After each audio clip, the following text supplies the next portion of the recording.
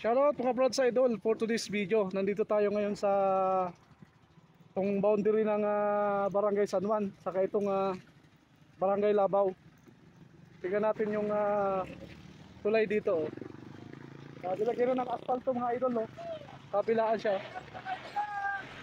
Mga idol, yung mga dumada, no?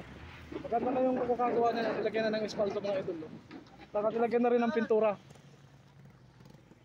O yan, no? Diba? Kabilaan na, nilagyan na nila, oh. Pati sa kabila. Ayan, no? Hindi na mahihirapan yung mga kuha natin, mga motorista dito, kasi nilagyan na ng sa kabila, asfalto. Ayan, no? Nilagyan ng asfalto. Diba? Maayos na siya, oh. Nilagyan na rin ng pintura mga idol. Yung tulay na ito yung boundary ng Barangay San Juan at saka Barangay Labaw. Yan, oh.